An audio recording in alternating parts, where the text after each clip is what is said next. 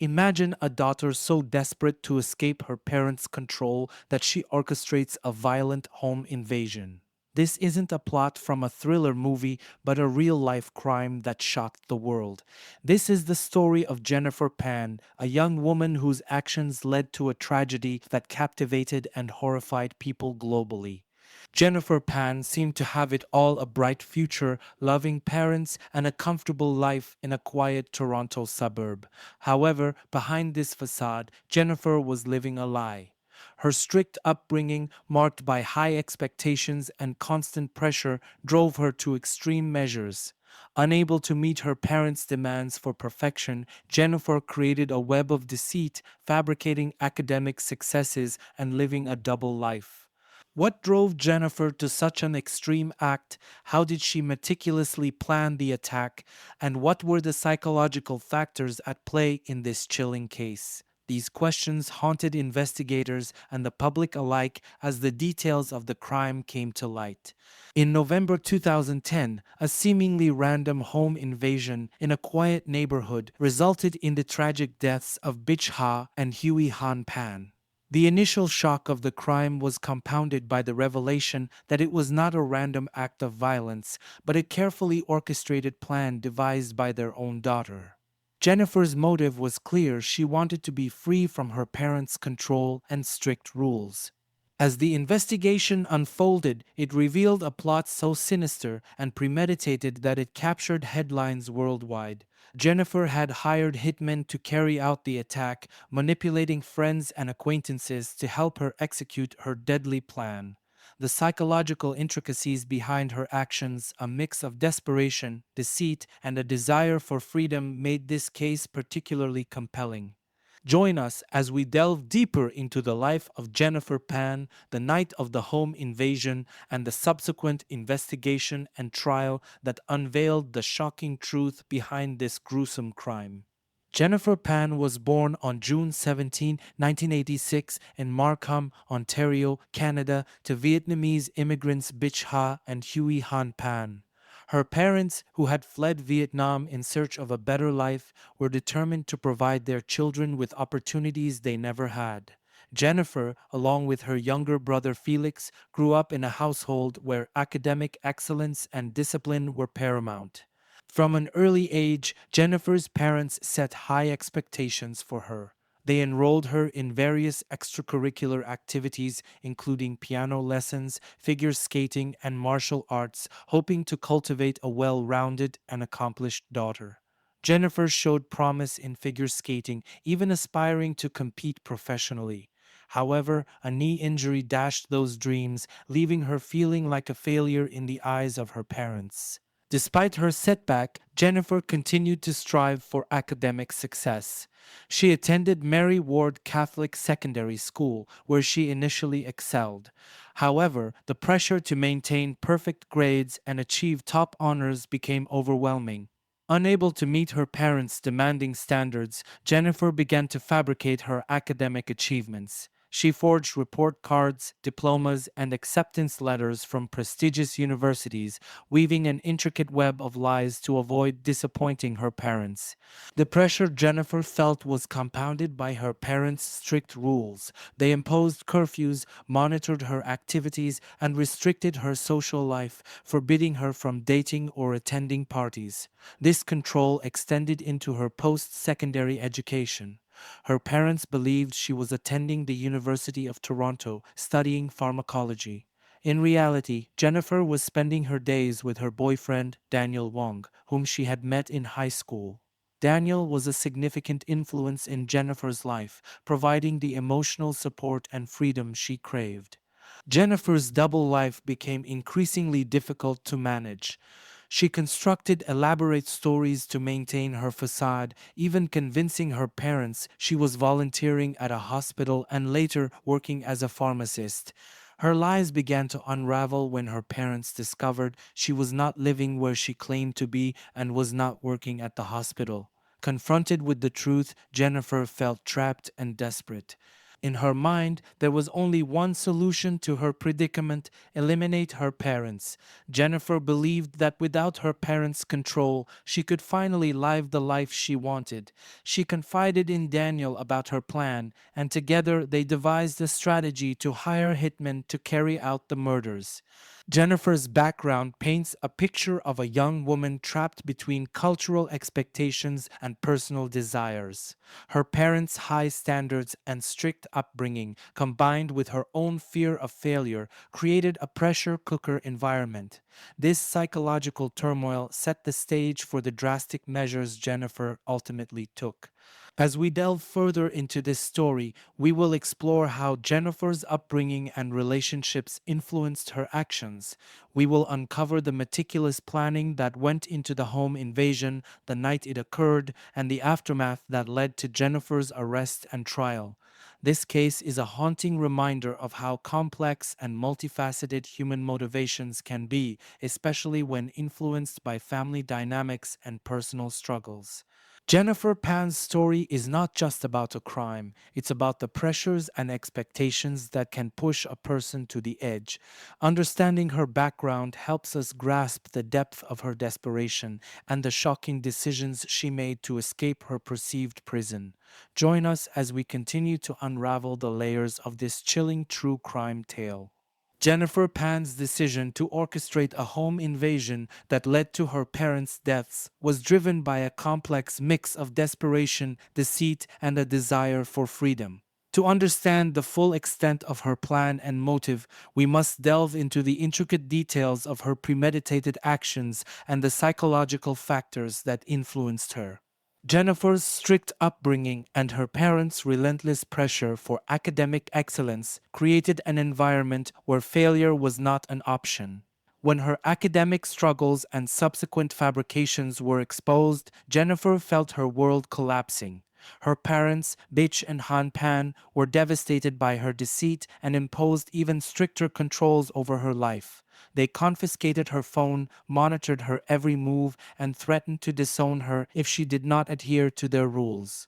Feeling trapped and desperate, Jennifer saw only one way out: eliminating her parents. She believed that without them, she could live freely and be with her boyfriend, Daniel Wang, without restrictions. Daniel, a former high school classmate, was aware of Jennifer's turbulent home life and became her confidant and accomplice. The idea of murder was not immediate, it evolved over time as Jennifer's situation grew more dire. Initially, she considered running away, but the fear of being caught and the potential repercussions deterred her. She then contemplated suicide, but ultimately decided that killing her parents would solve her problems permanently. Jennifer's desire for freedom and control over her life outweighed any moral considerations, leading her to meticulously plan the home invasion. Jennifer and Daniel began to discuss the logistics of the murder. They decided to hire hitmen to carry out the attack, believing that it would divert suspicion away from Jennifer. Daniel introduced Jennifer to two men, Lenford Crawford and David Milvaganum, who agreed to commit the murders for a fee. Jennifer promised to pay them $10,000 from her parents' life insurance payout. The plan was detailed and premeditated.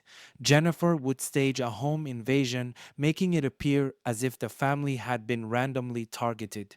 She coordinated with Crawford and Milvaganum, providing them with a floor plan of the house, information about her parents' schedules, and instructions on how to carry out the attack. They planned to tie her up to make it look like she was a victim too. On the night of November 8, 2010, Jennifer executed her plan. She unlocked the front door and signaled the hitman when her parents were asleep. Crawford, Milvaganum, and another accomplice, Eric Carty, entered the house. Jennifer, playing the role of a terrified victim, guided them to her parents' bedroom. The attackers demanded money and valuables from Bitch and Han. Despite complying, the couple was mercilessly shot. Han was shot twice, but miraculously survived by playing dead. Bitch was fatally wounded. The assailants ransacked the house and fled, leaving Jennifer bound upstairs, where she called 911, feigning distress and confusion. The investigation that followed initially supported Jennifer's story of a home invasion gone wrong. However, inconsistencies in her account and evidence from her phone records quickly cast doubt on her version of events. Jennifer's calm demeanor during the 911 call, her unlikely survival compared to her parents, and the precise knowledge the attackers had of the house raised red flags for the investigators. Under intense interrogation, Jennifer's fabricated story began to crumble. Detectives employed the Reed technique, a psychological method designed to elicit confessions from suspects. Jennifer initially stuck to her story, but after hours of questioning, she broke down and confessed to her involvement in the plot. Jennifer's motive was rooted in her desire for autonomy and the pressures imposed by her parents. The strict household rules, coupled with her fabricated academic achievements, created a psychological burden that Jennifer felt she could no longer bear. Her plan to kill her parents was driven by a perceived need to escape and gain control over her life. The complexity of Jennifer's motives and the meticulous planning of the crime reveal a disturbing portrait of a young woman pushed to extreme measures by her circumstances. Jennifer's actions were not born out of sudden rage, but were the result of long term planning and a deep seated need for freedom.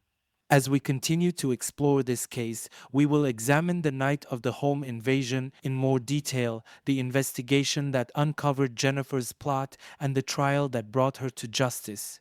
This case serves as a haunting example of how the interplay of family dynamics, personal pressures, and psychological factors can lead to unimaginable outcomes.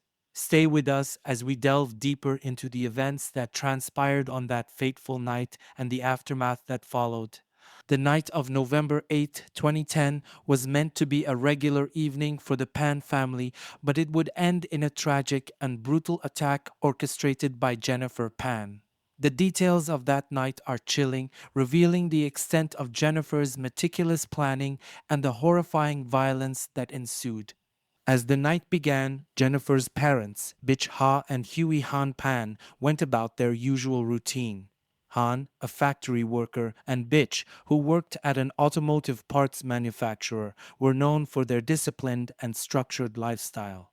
Jennifer, playing the role of the obedient daughter, had unlocked the front door earlier in the evening, signaling the hitman that the plan was in motion.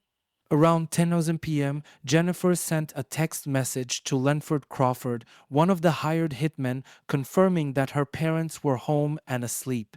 This was the final cue needed to initiate the attack.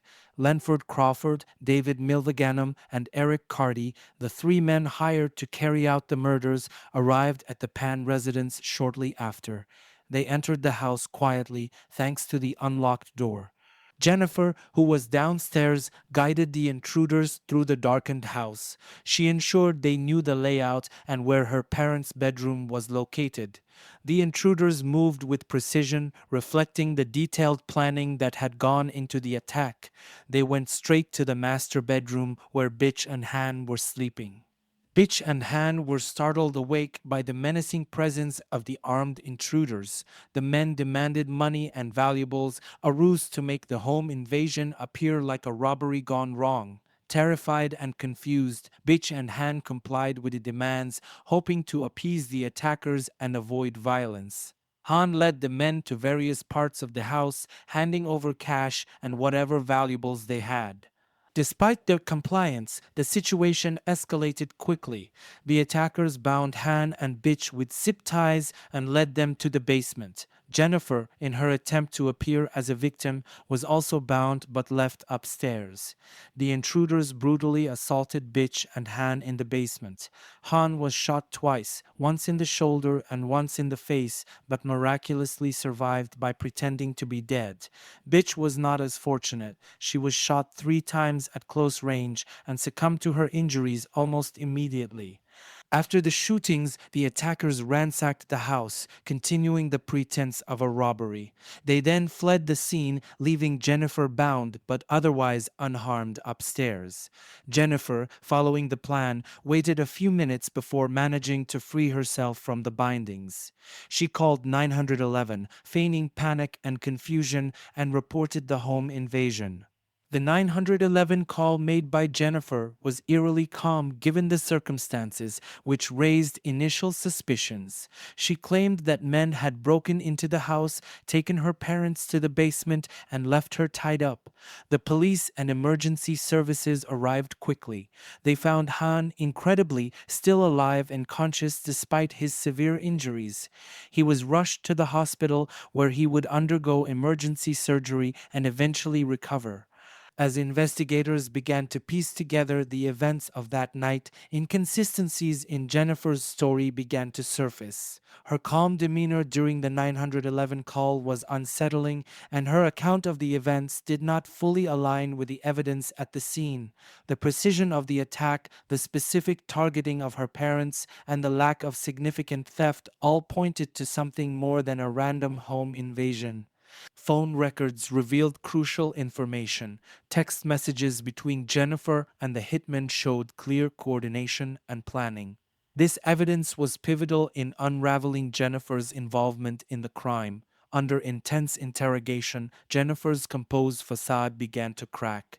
She initially maintained her innocence, but as detectives pressed her with the mounting evidence, she eventually confessed to orchestrating the attack.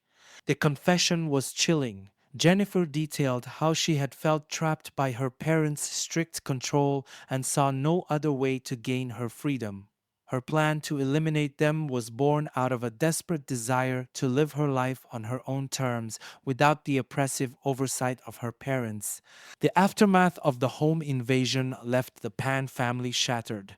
Bitch's life was brutally taken, and Han, though surviving, was left with physical and emotional scars that would never fully heal. Jennifer's actions not only destroyed her family, but also left a community grappling with the horror of such a calculated betrayal. As we move forward, we will explore the investigation that brought Jennifer to justice and the trial that followed. This night marked a turning point, unraveling the dark and twisted plot conceived by a daughter against her own family. Stay with us as we continue to uncover the layers of this tragic and disturbing case. The investigation into the Pan family home invasion quickly revealed that this was no ordinary robbery gone wrong. From the outset, detectives found inconsistencies in Jennifer Pan's account of the night's events, which raised suspicions and ultimately led to her arrest. When first responders arrived at the scene, they were struck by the calm and calculated demeanor of Jennifer despite her claims of being a victim. Her 911 call, which should have been frantic and panicked, instead sounded rehearsed and controlled. This initial impression led investigators to scrutinize Jennifer's story more closely. Jennifer's account of the home invasion was filled with inconsistencies. She claimed to have been tied up and left upstairs, while the intruders took her parents to the basement. However, investigators found that her bindings were suspiciously loose and there were no signs of a struggle in the house. Additionally, Han's survival provided a crucial eyewitness account. Although severely injured, Han managed to give detectives a key piece of information. He remembered seeing Jennifer conversing with one of the intruders, which struck him as odd. Detectives began to dig deeper into Jennifer's background and quickly uncovered a series of troubling details. They discovered that Jennifer had been living a double life, lying about her academic achievements and her employment status. These lies pointed to a pattern of deceit and manipulation, further casting doubt on her innocence. The turning point in the investigation came with the analysis of phone records. Detectives obtained Jennifer's phone logs and discovered a series of text messages exchanged between her and the alleged hitmen Lenford Crawford and David Milvaganam. These messages detailed the planning and coordination of the home invasion, including Jennifer providing the layout of the house and specific instructions on what to do with her parents. With this evidence, detectives confronted Jennifer during a series of intense interrogations. Initially, she stuck to her story, denying any involvement in the plot. However, the weight of the evidence against her was overwhelming. Detectives used psychological tactics, such as the Reed technique, to break down her defenses.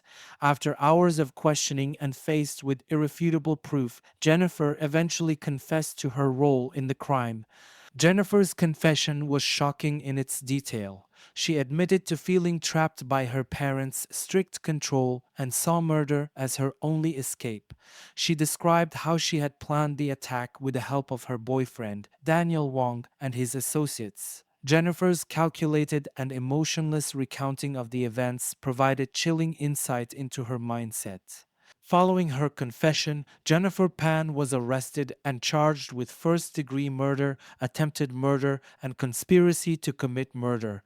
The arrest of Lenford Crawford, David Milvaganam, and Eric Carty soon followed. Each of the men faced similar charges, with investigators piecing together their roles in the home invasion through phone records and Jennifer's confession. The arrest and subsequent charges against Jennifer and her co conspirators shocked the community. The Pan family had been well respected, and the revelation that Jennifer had orchestrated the attack against her own parents was almost beyond comprehension. Media coverage of the case was intense, with many struggling to understand the psychological and emotional motivations behind such a heinous act. As the legal process unfolded, more details about the planning and execution of the crime emerged. Jennifer's meticulous attention to detail and the cold blooded nature of her planning painted a picture of a young woman who felt she had no other choice but to commit an unthinkable act to free herself from her parents' control.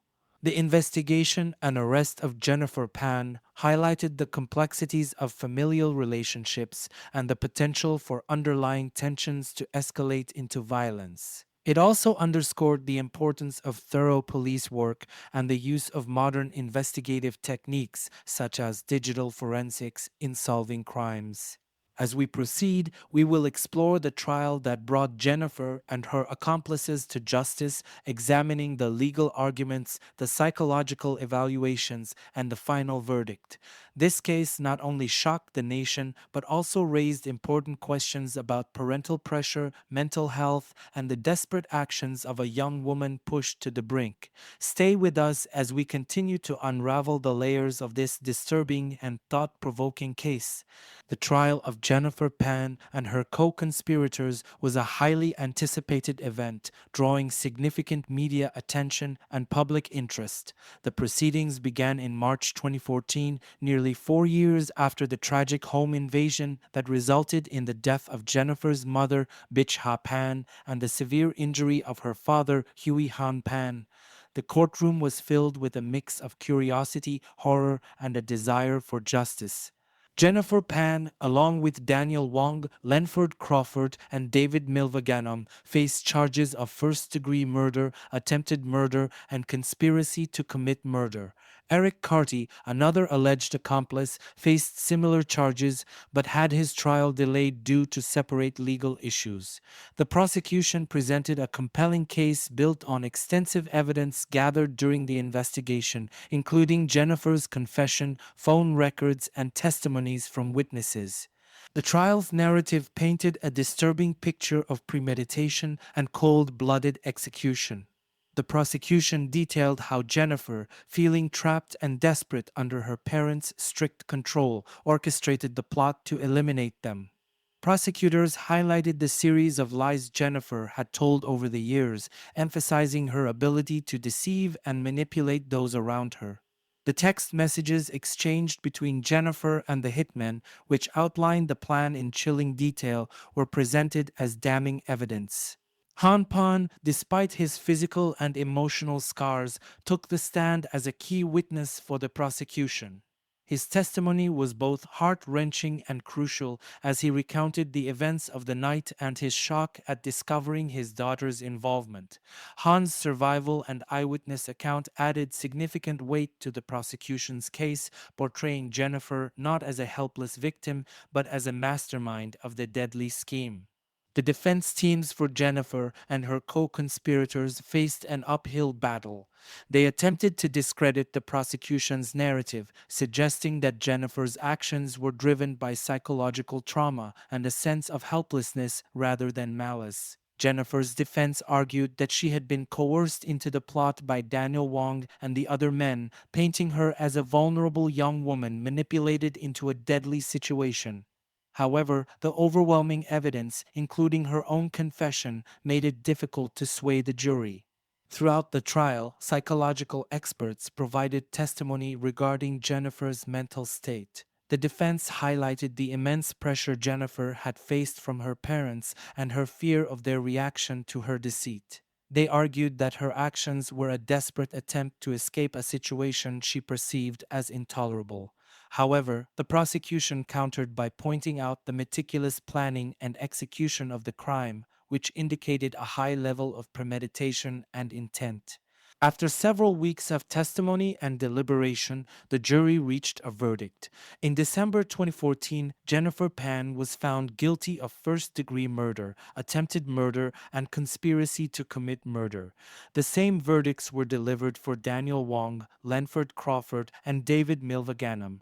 The court sentenced Jennifer to life imprisonment with no chance of parole for 25 years, a mandatory sentence for first-degree murder in Canada. Her co-conspirators received similar sentences. The sentencing brought a measure of closure to a case that had captivated and horrified the public. However, it also left lingering questions about the psychological and emotional dynamics within the Pan family that led to such a tragic outcome.